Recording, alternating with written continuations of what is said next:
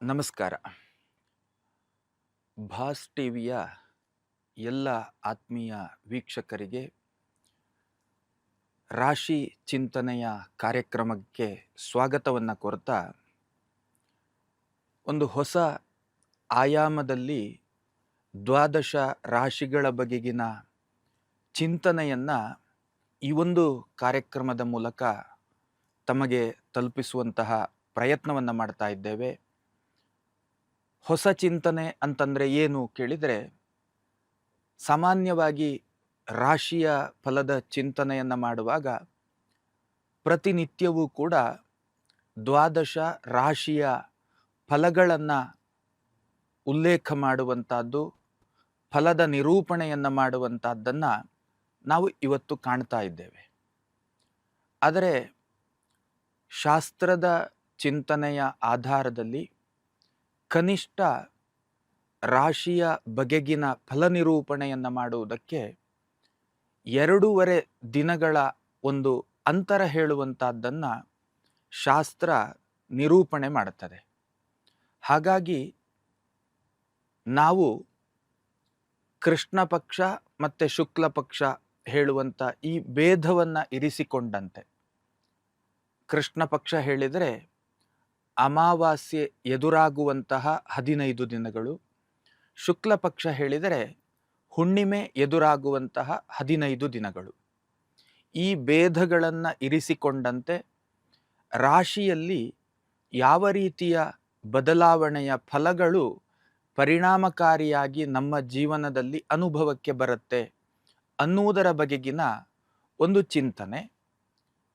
ರಾಶಿಯ ಫಲದ ಚಿಂತನೆ ಏನಿದೆ, ಇದು ನಮಗೆ ಮಾರ್ಗದರ್ಶನದ ಚಿಂತನೆ ಆಗಿರುತ್ತೆ ಅನ್ನುವಂಥದ್ದನ್ನು ಸ್ಪಷ್ಟವಾಗಿ ನಾವು ಅರಿವಿಗೆ ತಂದುಕೊಂಡಂತೆ ಈ ರಾಶಿಯ ಫಲದ ಚಿಂತನೆಯನ್ನು ಗಮನಿಸಬೇಕು ಹೇಳುವಂಥ ಒಂದು ಮನವಿಯನ್ನು ಮಾಡಿಕೊಳ್ತಾ,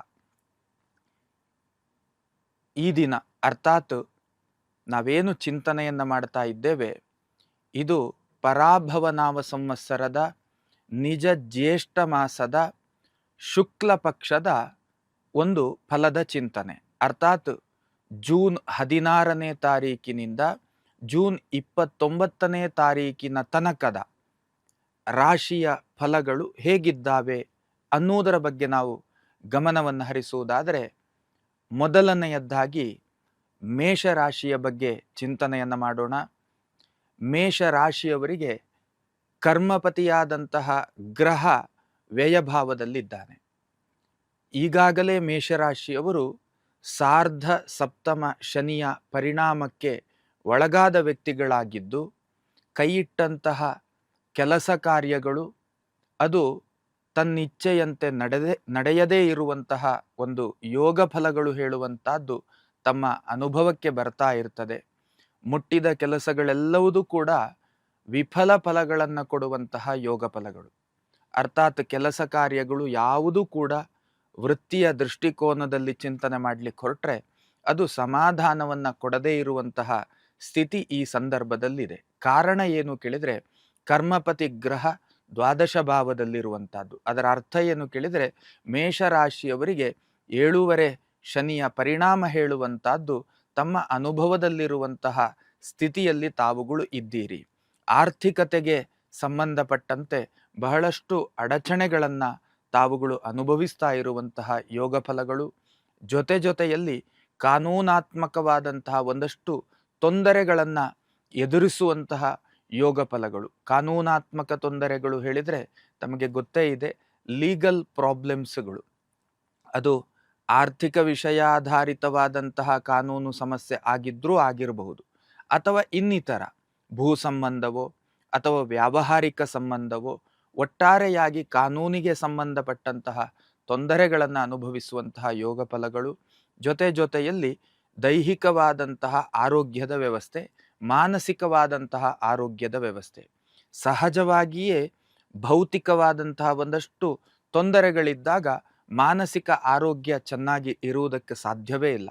ಹಾಗಾಗಿ ಮಾನಸಿಕವಾಗಿಯೂ ಕೂಡ ಒಂದು ಅನಾರೋಗ್ಯ, ಅಶಾಂತಿ ಹೇಳುವುದೇ ಒಂದು ಅನಾರೋಗ್ಯ.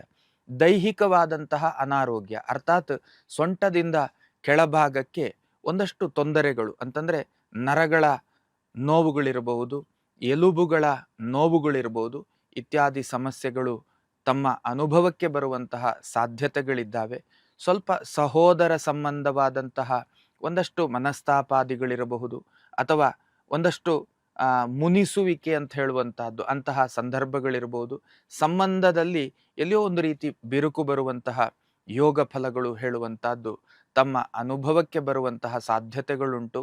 ಎಲ್ಲಿಯೋ ಒಂದು ರೀತಿಯಲ್ಲಿ ಇನ್ನು ಗುರು ಸಮಾನರೋ ಅಥವಾ ತಂದೆ ತಾಯಿ ಸಮಾನರಾದಂತಹ ವ್ಯಕ್ತಿಗಳ ಜೊತೆಗೂ ಕೂಡ ಸಂಬಂಧಗಳು ಕೆಡುವಂತಹ ಯೋಗ ಫಲಗಳು. ಜೊತೆಯಲ್ಲಿ ವಾಹನಾದಿಗಳಲ್ಲಿ ಸಂಚಾರ ಮಾಡುವಾಗ ಅತ್ಯಂತ ಜಾಗರೂಕತೆಯ ಸಂಚಾರ ಹೇಳುವಂತಹದ್ದು ತಮಗೆ ಅವಶ್ಯಕತೆ ಇರ್ತದೆ. ಒಟ್ಟಾರೆಯಾಗಿ ತಾವುಗಳು ಇರಬೇಕಾದದ್ದು ಹೇಗೆ ಅಂತ ಚಿಂತನೆ ಮಾಡ್ಲಿಕ್ಕೆ ಹೊರಟ್ರೆ ತುಂಬ ಕಾನ್ಷಿಯಸ್ ಮೋಡ್ನಲ್ಲಿ ತಾವುಗಳಿರಬೇಕು. ಅಂದರೆ ಎಚ್ಚರಿಕೆಯ ಜೀವನ ಕ್ರಮ ಅಂತಂದರೆ ಮಾನಸಿಕವಾಗಿ ಬಹಳ ಎಚ್ಚರಿಕೆ ಬೇಕು. ಯಾವುದನ್ನ ಮುಟ್ಟಿದ್ರೂ ಕೂಡ ಕಚ್ಚುವಂತಹ ಸ್ಥಿತಿ. ಹಾಗಾಗಿ ಮುಟ್ಟುವ ಮೊದಲು ಯೋಚಿಸಿಕೊಂಡಂತೆ ಹೆಜ್ಜೆ ಇಡುವಂತಹ ಪ್ರಯತ್ನವನ್ನು ಮಾಡಿ ನ್ಯೂಟ್ರಲ್ ಮೈಂಡ್, ನ್ಯೂಟ್ರಲ್ ಮೋಡಲ್ಲಿ ತಾವುಗಳು ಜರ್ನಿ ಮಾಡುವಂಥದ್ದು. ಎಷ್ಟು ಕೆಲಸ ಇದೆ ಅಷ್ಟಕ್ಕೆ ಮಾತ್ರ ಸೀಮಿತ ಆಗುವಂಥದ್ದು. ಹೊಸ ಚಿಂತನೆಗಳು, ಹೊಸ ಯೋಜನೆಗಳು ಇದು ಬೇಡ. ಹಾಗಾಗಿ ಜಾಗೃತ ಮನಸ್ಥಿತಿಯಿಂದ ಜರ್ನಿ ಮಾಡುವುದರ ಜೊತೆಗೆ ತುಂಬ ಶಿವನ ಆರಾಧನೆಯನ್ನು, ಶಿವಪೂಜೆಯನ್ನು ಮಾಡಬೇಕು. ಶಿವ ಸಹಸ್ರನಾಮಾವಳಿಗಳನ್ನು ಪ್ರತಿನಿತ್ಯ ಜಪ ಮಾಡುವಂಥದ್ದು. ಜೊತೆಯಲ್ಲಿ ಶಿವನ ದೇಗುಲಕ್ಕೆ ಪ್ರತಿ ಸೋಮವಾರದ ದಿವಸ ಹೋಗಿ ಪ್ರದಕ್ಷಿಣೆ, ನಮಸ್ಕಾರಾದಿಗಳನ್ನು ಮಾಡುವಂಥದ್ದು. ಇದರಿಂದ ಬಹುತೇಕ ರಿಲ್ಯಾಕ್ಸ್ ಹೇಳುವಂಥದ್ದು, ಅಂದರೆ ಸಮಾಧಾನದಿಂದ ಇದ್ದೇನೆ ಹೇಳುವಂತಹ ಒಂದು ಪರಿಸ್ಥಿತಿ ನಿರ್ಮಾಣ ಆಗುತ್ತದೆ. ಮೇಷರಾಶಿಯವರು ಶಿವನ ಸಹಸ್ರನಾಮದ ಜಪ, ಹಾಗೆ ಶಿವನ ದೇಗುಲಕ್ಕೆ ಹೋಗಿ ಪ್ರದಕ್ಷಿಣೆ, ನಮಸ್ಕಾರ, ಶಿವ ಸನ್ನಿಧಾನಕ್ಕೆ ಸಂಬಂಧಪಟ್ಟಂಥ ಏನಾದರೂ ಸೇವೆಗಳನ್ನು ಅಲ್ಲಿ ಕೊಡುವಂಥದ್ದು. ಈ ಒಂದು ಜರ್ನಿಯನ್ನು ತಾವುಗಳು ಈ ಪಕ್ಷದಲ್ಲಿ ಅರ್ಥಾತ್ 29ನೇ ತಾರೀಕಿನ ತನಕ ಮಾಡ್ತಾ ಬರುವುದರಿಂದ ಬಹುತೇಕ ಸಮಾಧಾನದ ಫಲ ಹೇಳುವಂಥದ್ದು ತಮ್ಮ ಅನುಭವಕ್ಕೆ ಬರ್ತದೆ. ಲೇಟೆಸ್ಟ್ ಹಾಗೂ ಇಂಟ್ರೆಸ್ಟಿಂಗ್ ಸುದ್ದಿಗಳಿಗಾಗಿ ಬಾಸ್ ಟಿವಿ ಕನ್ನಡ ಚಾನೆಲ್ನ ಸಬ್ಸ್ಕ್ರೈಬ್ ಮಾಡಿ. ಹಾಗೆಯೇ ಬೆಲ್ ಐಕಾನ್ ಪ್ರೆಸ್ ಮಾಡಿ.